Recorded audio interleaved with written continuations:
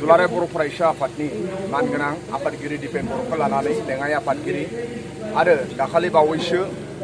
BTR accord मथे 3.1 जि commission दानाय जे बर' गामि बारायनाय बिनिनो सासे सोद्रोमा एबसुनि भाइस प्रेसिडेन्ट जयन्त बसुमतारी आरो गोबां दुलाराय बर' फरायसा आफादनि मोनसे हान्जाया बिश्वनाथ जिल्लानि ओनसोलाव थानाय बर' रायजो राजाजों लोगोसे बे ओनसोलनि फोरोंगिरि सार बिथांमोनजों सावरायनो मोनसे हाबाफारि लादों आरो दिनै बे हाबाफारियाव मोननै आयदाखौ सावरायदों। थांनाय 27 जानुवारियाव भारत सरकार आसाम सरकार आरो बर'नि सोमावसारारि आफादफोरजों जि एग्रिमेन्ट जालांबाय बड' पिस एकर्ड बे एकर्डनि माखासे दफाफोरखौ लानानै जि भारत सरकार आरो आसाम सरकारा मावनो नांगौ बे सोमोन्दै दिनै रायजो राजाजों सावरायफैदों। बे मेमरेन्डाम अफ सेटेलमेन्टआव 3.1आव जि बुंनाय दङ जे कमिसन दानायनि गेजेरजों बर' ओनसोलफोरखौ बर' गामिफोरखौ बिटिआरआव सोनाय बिनिनो बेजों लोगोसे 3.1 आरो 6.3 बे सोमोन्दै दिनै सावरायनाय जादों। दा 3.1नि सोमोन्दै गोबां जोंनि एबसुनि आफादगिरि आरो सोद्रोमा जयन्त बसुमतारी बिथांमोना बुंलांगोन। दा आं दुलाराय बर' फरायसा आफादनि सोलोंथाइ नेहाथारि हिसाबै जोंखौ थांनाय 30 आगस्टआव आसामनि एडुकेसन मिनिस्टार हिमन्त बिश्व शर्माया लेंहरदोंमोन आरो बे लेंहरनायाव आसामनिनो एडुकेशननि माखासे अफिसारफोर जेरै बीर कल्याण चक्रवर्ती प्रीतम शइकिया आरो बर'नि सेपारेट डाइरेक्टर आरो आदार ट्राइबेल लेंगुवेजनि डाइरेक्टर ममता हजाय एबसुनि जों सोद्रोमाफोरखौ लानानै आरो बै समाव हिमन्त बिश्व शर्माया बुंदोंमोन जे बे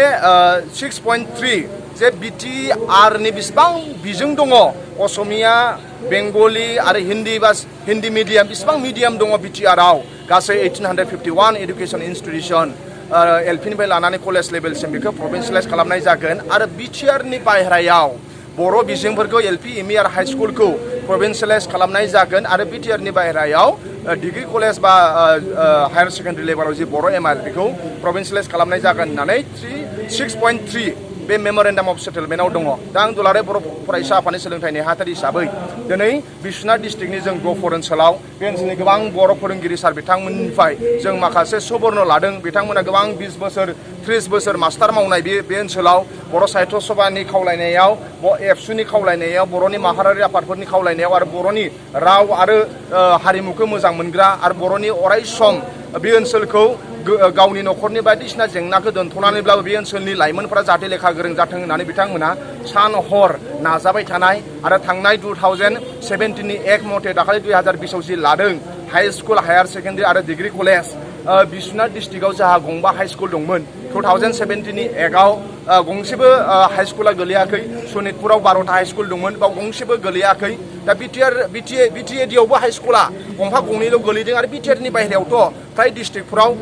बांसिनानो बाव गोलैयाखै। दा जोङो बे दुलाराय बर' फरायसा आफादनि जों सोद्रोमाफ्रा बै फोरोंगुरु सार बिथांमोनजों जों दिनै सावरायफैदों जे 2017नि एकआव एमइ आरो एलपिखौ अक्ट'बर मासाव होगोन। दा बेयाव जोङो फोरोंगुरु सार बिथांमोनखौ बेखौसो जों बुंनो फैदों जे बिथांमोनहा 2017नि एकआव गोलैयाखैब्लाबो बिथांमोना 1%बो गोसो बायनो नाङा। जाथिनि खामानि मावनाय आफादफोरनि खावलायनाय आरो बिथांमोना जे हारिखौ मोजां मोनो राव थुनलाइखौ मोजां मोनो बिथांमोना सिबिगासिनो दं बेखौ सिबिबाय था। मानो होनबा दाखालि बावै जि एकर्ड जालांबाय बे एकर्डनि क्लजेसआव जोंनि स्कुलफोरखौ प्रभिन्सियेलाइज खालामनो नांगौ होननानै बे मेमरेन्डाम अफ सेटेलमेन्टआव लिरखानाय दंखायो आरो जोंनि मेमरेन्डाम अफ सेटेलमेन्टआ नेसनेलनि कमिटमेन्ट इन्डियानि हम मिनिस्टार अमित शाहया बेखौ कमिटमेन्ट होदों आरो इन्डियानि प्राइम मिनिस्टार मानगोनां नरेन्द्र मदिया बेखौ कमिटमेन्ट होदों। आसामनि चिफ मिनिस्टार सर्बानन्द सनालजोंबो जोङो 1 तारिख सेप्तेम्बराव जों सावरायदों आरो बिथांमोना जि जोंनो 6 जनिया कमिटि दानानै होबाय बिनिनो चेयारमेन हिसाबै रमेश चन्द्र जैन आइएएस अफिसार सेबानिनो चेयारमेनमोन आरो दाबो बिथाङा इनचार्जआव दङ। बे जोंनि चेयारमेन आरो बेजों लोगोसे कल्याण चक्रवर्ती एलिमेन्टारि आरो सिनियर मा होनो बिथाङा प्रिन्सिपाल सेक्रेटारि एडुकेसननि प्रीतम शइकिया एलिमेन्टारि आरो सेकेन्डारिनि बिथाङा कमिसनार। दा बै अफिसारफोरखौ लाफानानै जोंनो जि कमिटि दानानै होबाय ओंखायनो जों डिस्ट्रिक्ट थांनानै फोरोंगुरु सार बिथांमोनजों सावरायनानै जोंनि फरायसालिफ्रा मा जेंना दङ हानि जेंना बायदिसिनानि जेंना बेखौ जोङो फोरोंगुरु सार बिथांमोनासो वेल एक्सपिरियेन्स हिसाबै 15 बोसोर 20 बोसोर बर' समाजनो जाथिनो आरो लाइमोनफोरनो लेखा बिथांमोना गियान होबोबाय थाबाय। गोबां बिथांमोना भुगिनांगौ जादों बिथांमोना गोबां फाइनेन्सियेल गोबां बायदिसिना जेंनाजों भुगिनो गोनां जादों फरायसालिफोरखौ फोथांनानै दोननायाव। दा बै फरायसालिफोरखौ फोथांनानै दोननायाव बिथांमोननि गोबां एक्सपिरियेन्सखौ दिनै जों लानो फैदों आरो जोंहा फोथायनाय दङ जे जोंनि बे बिटिआर एकर्डनि गेजेरजों सनितपुराव गासै एलपि स्कुला 47 47 एलपि स्कुल दं बिश्वनाथ डिस्ट्रिक्टआव आरो गासै 13टा एमइ स्कुल दं आरो गंबा हाई स्कुल दङ जे बे बिटिआर एकर्डनि गेजेरजों आं दुलाराय बर' फरायसा आफादनि सोलोंथाइनि हाथारि जानानै बिश्वनाथनि साफ्रोमबो बर' बिजोंनि फोरोंगुरु सार बिथांमोनखौ बे एलपि स्कुल 47 13 एमइ स्कुल आरो गंबा हाई स्कुलखौ जेरैखि जाया बिटिआर एकर्डनि गेजेरजों गंफ्रोमबो प्रभिन्सियेलाइज खालामथारगोन आरो जों बेखौ नाजाथारगोन 100% बेखौ दुलाराय बर' फरायसा आफादनि मावथि हिसाबै जों फोरोंगुरु सार बिथांमोननो खोथा होदों आरो जोंनि फोरोंगुरु सार बिथांमोनहा बे ओनसोलनि गोबां लाइमोनफोरखौ गावनि बायदिसिना दुखु दाहाखौ बावजोबनानैब्लाबो लाइमोनफोरखौ गुन गोनां सोलोंथाइ होनायाव आरो बिथांमोननि फरायसायानो सोरबा आर्मि अफिसार सोरबा बायदिसिना भारतनि बयनिफ्राय नाम्बार 1 इउनिभारसिटि जवाहरलाल इउनिभारसिटिनि माखासे बिनिनो फरायसाफोरा भेन्सार स्कुलाव फरायनाय आरो बिसोरखौनो फोरोंनाय दिनैसिमबो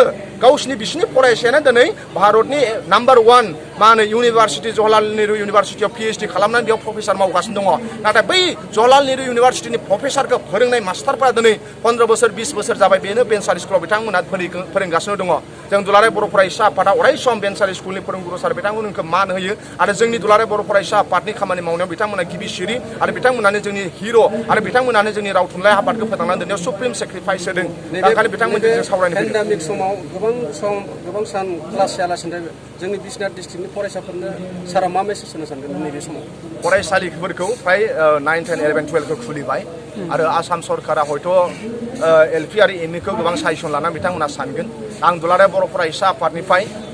आसाम सरकार बा जोंनि सरकारनि जे गाइडलाइन फरायसाफोर बेखौ मानिनानै सोलि आरो दानि समा गावखौ रैखाथि होनाय सम COVID-19 निफ्राय गावखौ सेफटियाव दोननाय सम आरो दानि समा बेरायनाय सम नङा दानि समा जानला मोनला खालामनाय सम नङा दानि समा समखौ ओरैनो गारनाय सम नङा गोबां गुबुन हारि